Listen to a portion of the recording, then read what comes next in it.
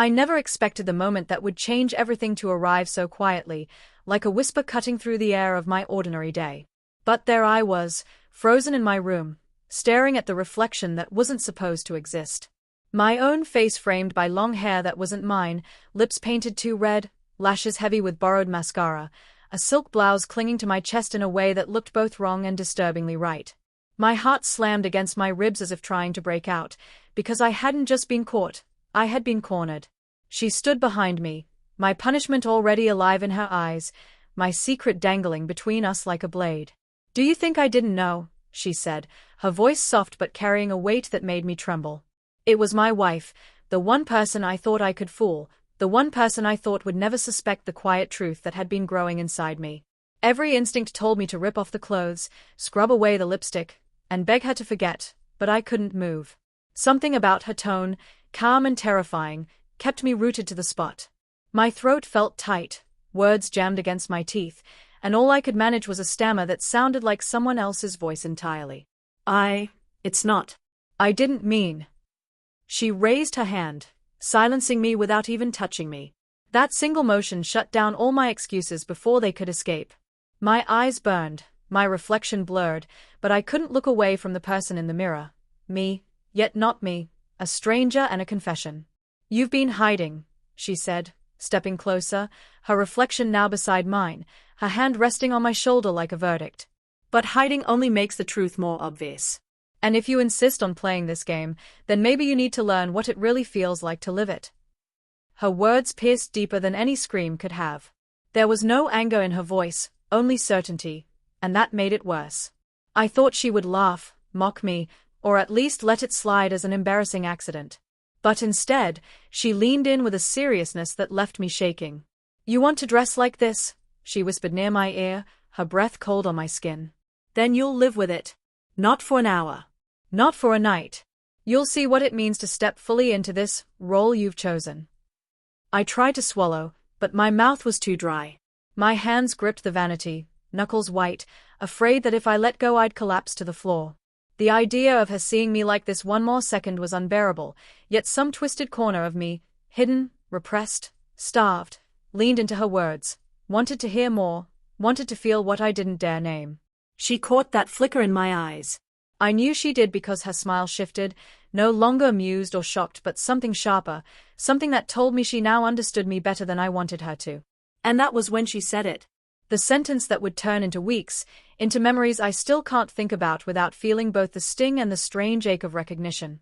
"Your punishment," she said, "is becoming the very thing you've been too afraid to admit you already are." The air cracked around me, invisible yet suffocating. I shook my head, tried to deny it, but the lipstick on my mouth betrayed me with every trembling word. The clothes clung tighter, the mirror louder, and the truth unrolled inside me with terrifying clarity. I didn't know then how far she would take it. I didn't know how many layers of myself she'd peel away, how many masks I'd be forced to wear until one of them stopped feeling like a mask at all. I only knew that this was no longer a secret I controlled. She had taken it, and now it would consume me in ways I couldn't predict. As she turned to leave the room, her words echoed back like a promise and a sentence combined. "From today forward, you'll understand. And you'll never forget." I stood there long after she left, staring at the painted stranger in the glass, and for the first time I realized that maybe I was the punishment itself. I couldn't sleep that night. The sheets felt foreign against my skin, every brush of fabric reminding me of the blouse I had been wearing hours earlier, the trace of lipstick I hadn't fully managed to scrub away still staining my lips faintly pink. I lay there staring at the ceiling, listening to the rhythm of my wife's breathing beside me, wondering what she was planning. Every inhale from her felt deliberate, calm, as if she already knew the next 10 steps while I was still stumbling on the first. The silence stretched into morning, and I convinced myself that maybe she'd forget, that maybe her words had been nothing more than a passing threat. But when I walked into the kitchen, bleary-eyed and desperate for normalcy, I found her waiting with a folded pile of clothes. Not my clothes. Clothes that belonged unmistakably to her. She didn't look up as she sipped her coffee. "Get dressed," she said simply, like it was the most natural instruction in the world. My chest tightened. "Wait, what? Now?" "Yes. Right now. And don't argue." Her tone wasn't cruel, it was firm, grounded, immovable. It wasn't a debate, it was a fact. I stared at the pile. A soft lilac skirt rested on top, a white fitted blouse beneath it, and beside them a pair of tights and ballet flats. My hands trembled when I reached out, as if touching the fabric would make it real. What if someone sees me? The words left me before I could stop them. That's the point, she said, finally lifting her gaze to meet mine. You've been playing dress up in secret. Now it's time to stop hiding. The way she looked at me burned. Not hateful, not mocking, just a piercing certainty that stripped away every excuse I wanted to make. My throat worked soundlessly, and all I could do was gather the clothes and retreat to the bathroom like a child sent to detention. When I locked the door behind me, my reflection was waiting. I leaned against the sink, staring at the stranger I had glimpsed last night. My face was bare now, my hair a mess, but I could still see the ghost of that other self, the one with colored lips and trembling lashes, lingering behind my eyes. I hated how much that ghost called to me. Piece by piece, I obeyed. The tights whispered up my legs, the skirt swirled against my thighs, and the blouse hugged me too snugly, emphasizing every angle I wanted to deny. When I finally stepped into the flats, I felt smaller, less like the man I had always pretended to be. I wanted to tear it all off, but I couldn't. The punishment had already sunk its hooks into me. When I walked back into the kitchen, she studied me with a gaze so unflinching it made my stomach knot. For a moment she said nothing, and I almost prayed she would laugh, wave it off, tell me it was over. But instead she stood and circled me slowly, her eyes tracing every detail like an artist evaluating a painting. You're not hiding anymore, she said at last, her voice softer now, almost thoughtful. But you still look like you're trying to fight it. I don't want to, I stammered, then stopped, because even I didn't believe my own words. Her hand tilted my chin upward. Then don't tell me. Tell yourself. Because I see something in you that you refuse to see. My chest tightened again, but this time it wasn't fear, it was something heavier, more confusing, a weight pressing down on me from within. My eyes prickled, and I hated myself for it. She stepped back and reached for her purse, as casual as if she were announcing a trip to the store. We're going out, she said. The word out slammed into me like ice water. My pulse raced, my legs went weak, and I could barely breathe. No. Please. I can't. You can. She was already at the door, slipping on her shoes. That's the punishment. You don't get to choose when it ends. I do. The world tilted. I glanced at the window, at the daylight streaming in, at the thought of strangers' eyes on me, of whispers, of ridicule. The urge to run, to hide, to disappear nearly consumed me. But her voice, steady, commanding, certain, anchored me to the floor. And in that moment, I realized something terrifying. Part of me wanted to follow her. With trembling hands, I pushed open the door. The air outside hit me different, sharper, as if even the wind could see me. I walked beside her, every step a war between humiliation and a strange, dangerous exhilaration. I thought the punishment was just beginning. But I was wrong. The punishment wasn't simply to wear these clothes or walk these streets. It was to confront the truth that had been buried in me for years. And as much as I wanted to resist, some hidden part of me whispered that maybe, just maybe, I had been waiting for this moment all along. The sunlight felt different on my skin that day, sharper, as though it had teeth. Every step out of the house was an assault on my nerves. My skirt brushed lightly against my knees, my tights stretched uncomfortably across my legs, and the flats slapped softly against the pavement. These were small sounds, but to me they felt deafening, as if the entire neighborhood could hear my humiliation. I tried to keep my head down, but that only made me feel more conspicuous. My wife walked calmly beside me, her stride steady, her chin high, like she was daring the world to question us. I envied her poise while my body shook with the effort of simply placing one foot in front of the other.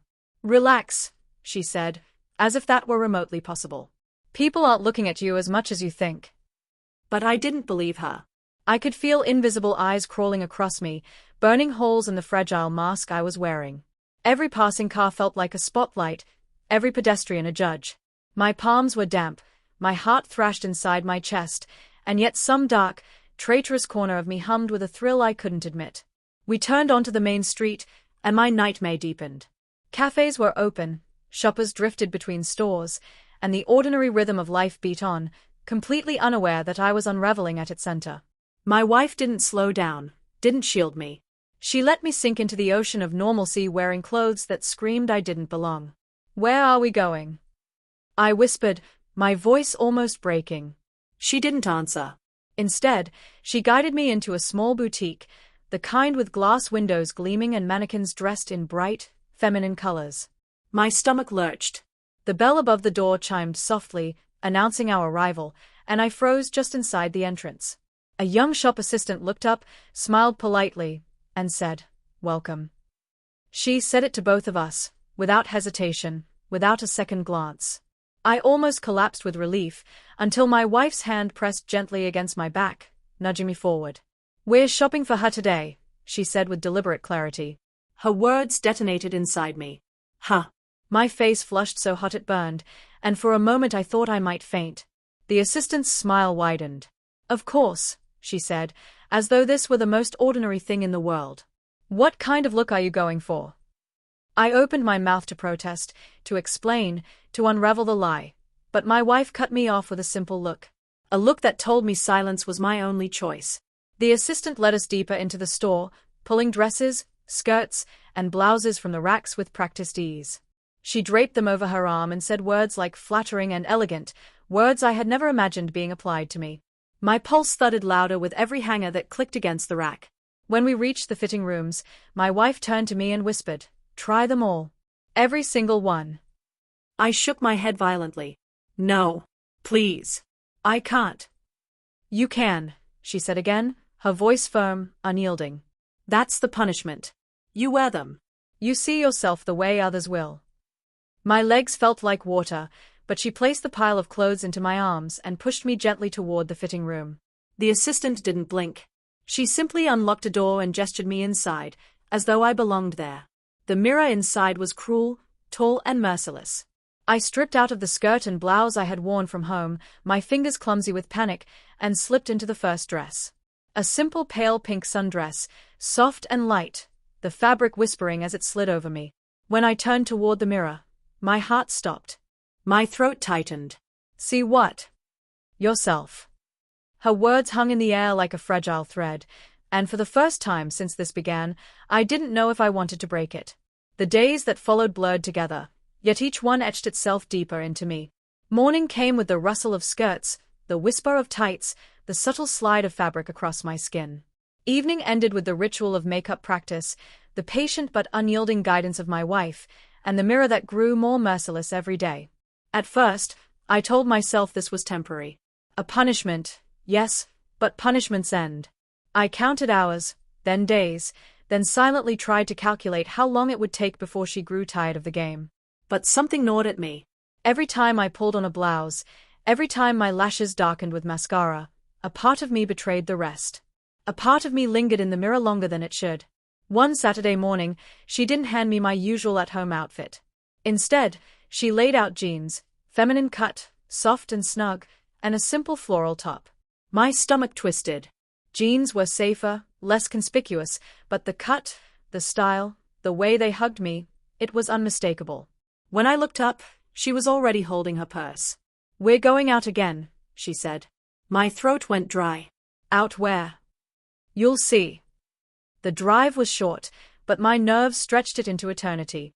When she finally pulled into the lot, my heart stopped. A cafe. Not a big store with dozens of anonymous faces. This was smaller, intimate, a place where eyes lingered and conversations carried. I shook my head before she even parked. "No. "Please, not here. I can't do this." She cut the engine and turned to me, her expression calm, steady, maddeningly certain. "Yes, you can. You're dressed. You look fine. No one will question it unless you let them." Her confidence felt like a knife against my panic. My hands clutched at the seatbelt, but eventually, with trembling fingers, I unbuckled. Inside, the cafe smelled of roasted coffee and warm bread. Conversations buzzed softly around us. My every step felt amplified, the sound of my flats on the floorboards like thunder in my ears. I kept my head low, praying to be invisible. We reached the counter. The barista, a young man with kind eyes, smiled at us. "Good morning. What can I get started for you ladies?" The word ladies hit me like a slap and a balm all at once. My breath caught in my throat. He didn't hesitate. He didn't question. He just said it. My wife ordered with her usual composure, then looked at me expectantly. My lips parted, but no sound came. I was paralyzed. She didn't rescue me. She just raised an eyebrow, silently insisting. "I'll have a tea," I stammered, my voice thin and shaky. The barista nodded without missing a beat. "1 tea." Got it. He scribbled on the cup and handed us the receipt. We found a table near the window, and I collapsed into the chair, my chest heaving. My wife leaned in, her voice low. "Do you see? You think the world is out to humiliate you. But people aren't watching the way you believe. The only one putting you on trial is you." Her words pierced deeper than she knew, because I realized then how much of this punishment wasn't about clothes or makeup. It was about the mirror I carried inside me, the one that judged me far harsher than anyone outside ever did. When the drinks arrived, the barista smiled again, his gaze brushing me just long enough to make me squirm. "Enjoy your tea," he said warmly. I muttered thanks, barely audible, and wrapped my hands around the cup as if it could anchor me. We sat in silence, sipping, surrounded by laughter and chatter that belonged to other people's lives. For the first time, I didn't feel like I was drowning. The fear was still there, sharp and jagged, but beneath it something else stirred, an awareness I couldn't ignore.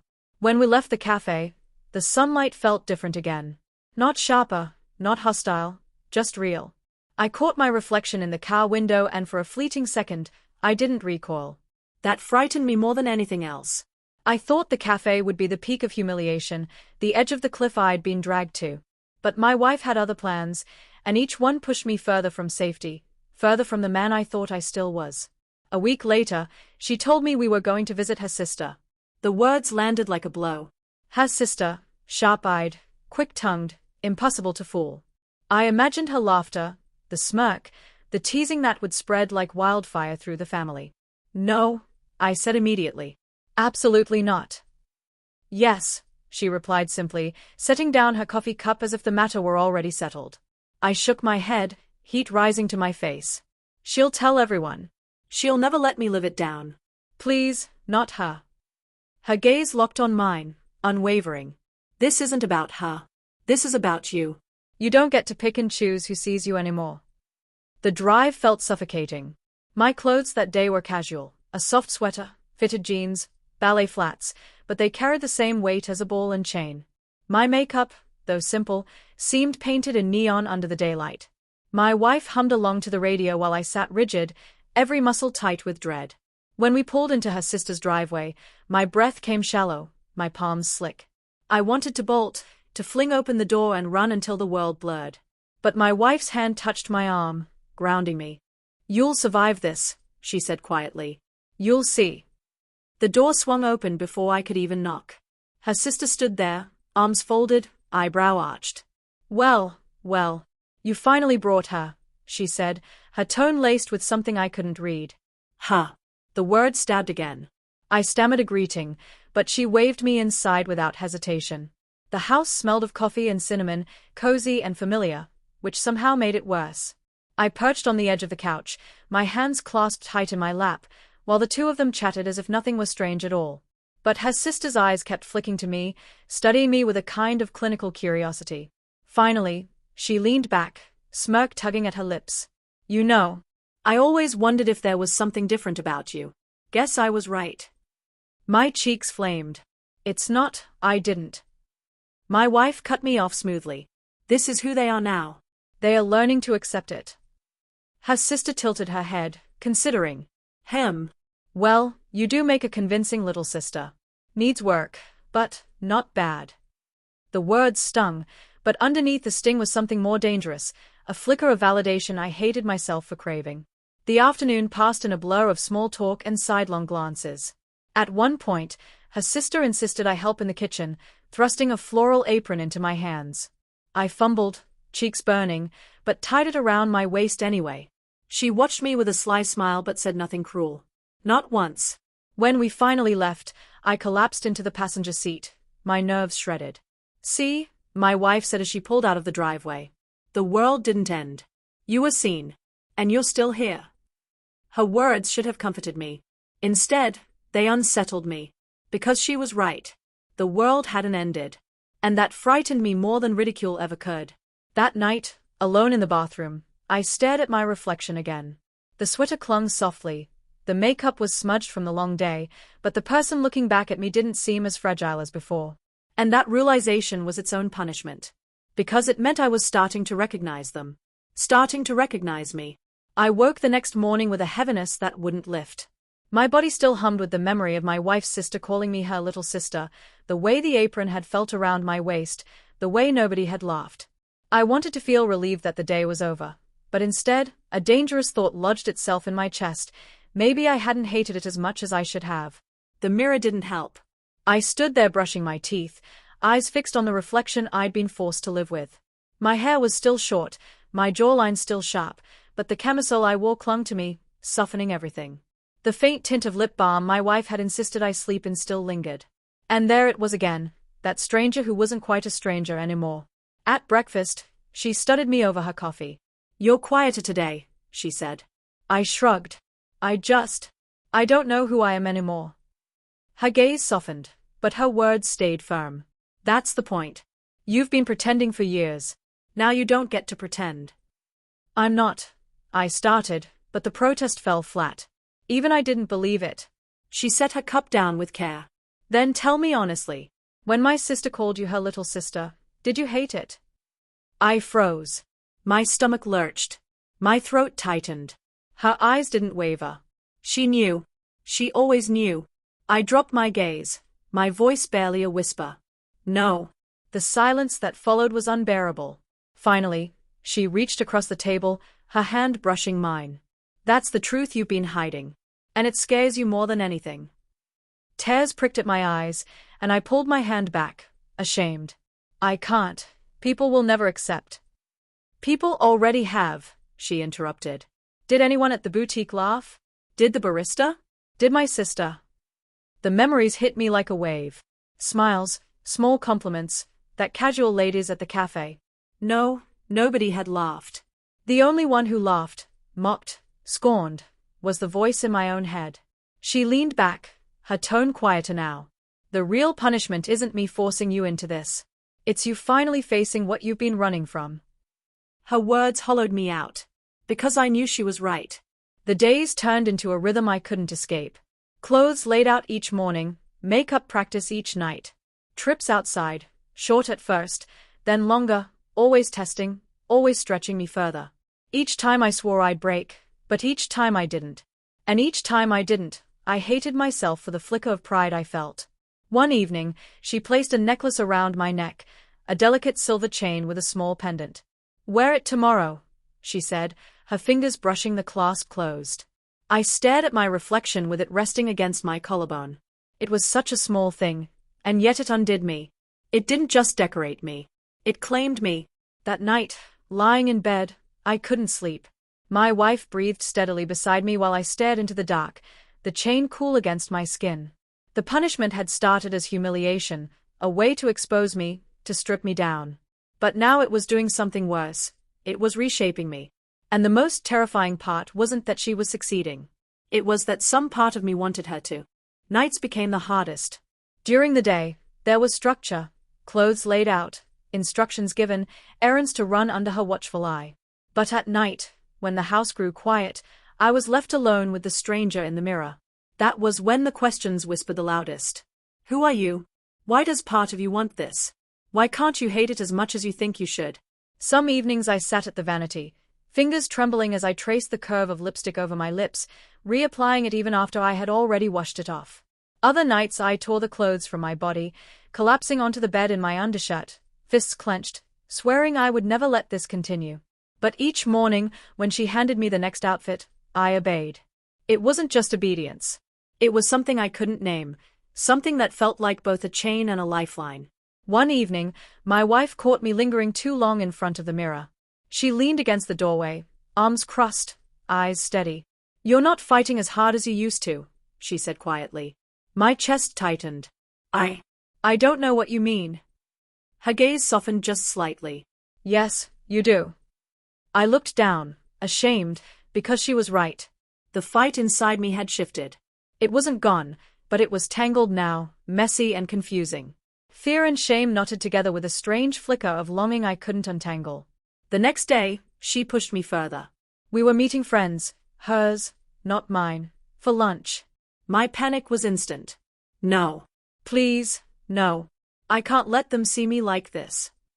You'll be fine, she said, brushing off my protests as if they were nothing more than dust. The outfit she chose was deceptively simple: dark jeans, a soft blouse, my hair brushed carefully to the side, and just enough makeup to soften my face. But when I looked in the mirror, I didn't see disguise. I saw exposure. At the restaurant, every sound seemed magnified. The clink of silverware, the burst of laughter from the next table, the pounding of my heart in my ears. When her friends greeted us, their eyes flicked to me, assessing, curious. One of them, a woman with bright red nails and an easy laugh, smiled warmly.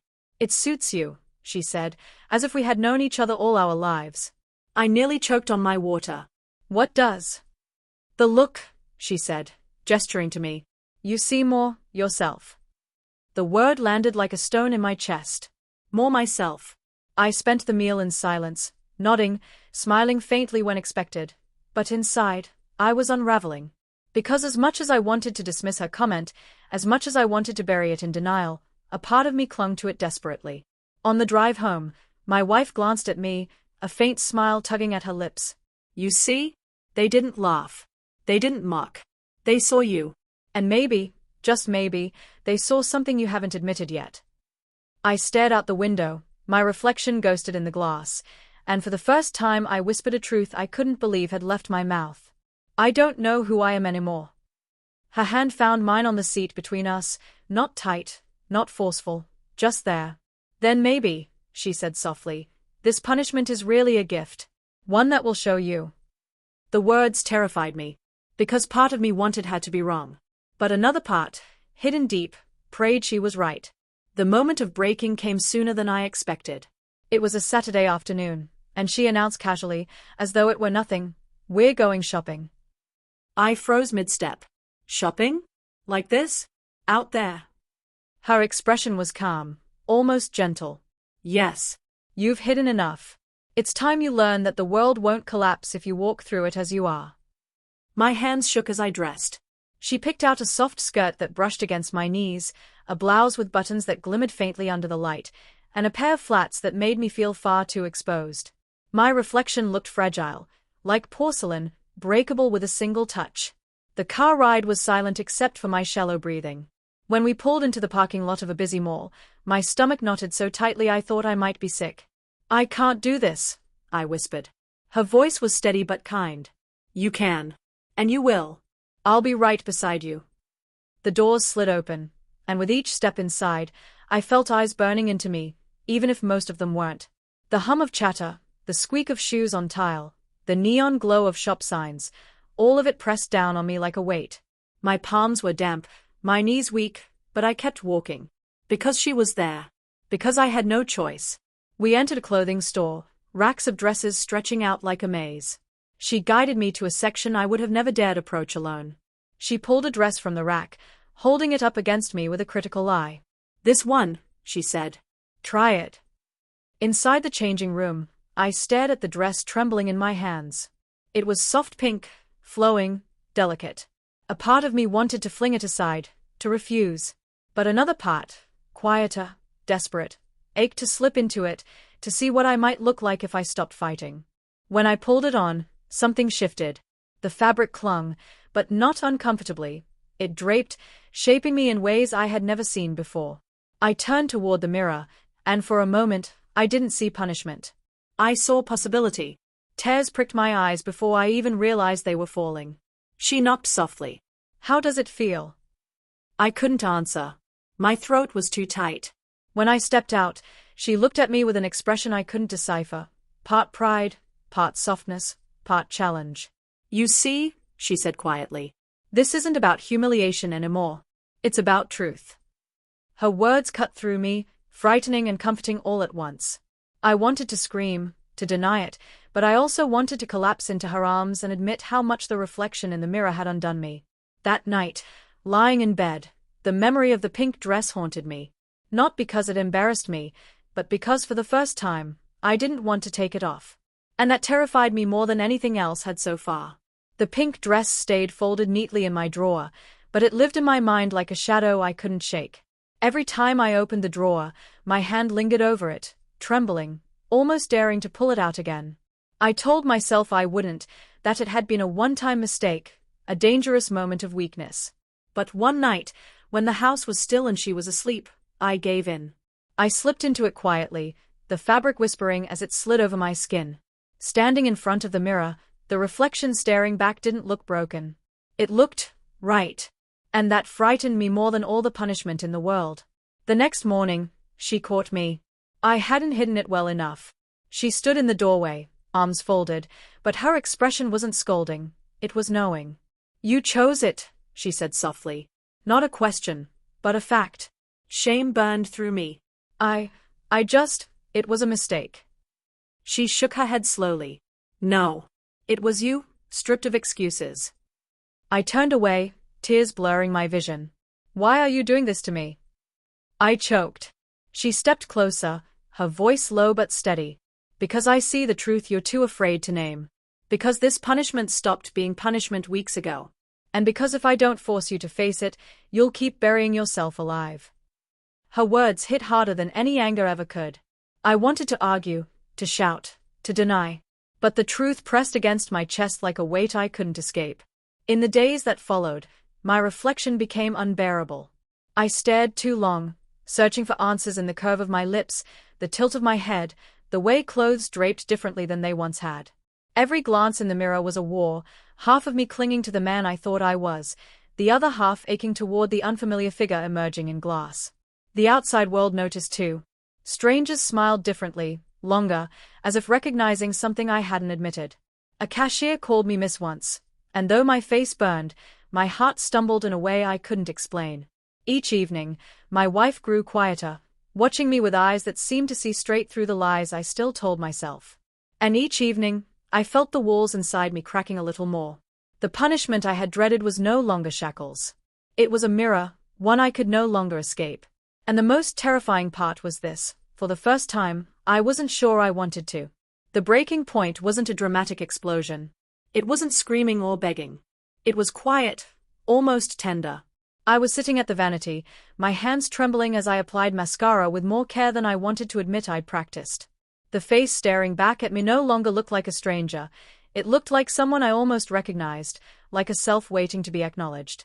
She stepped into the room without a word, watching me in silence.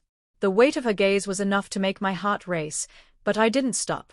I finished, set the mascara down, and finally turned to her. "I don't know how to go back," I whispered. Her eyes softened, and for the first time since this began, her voice carried no command, no edge of discipline.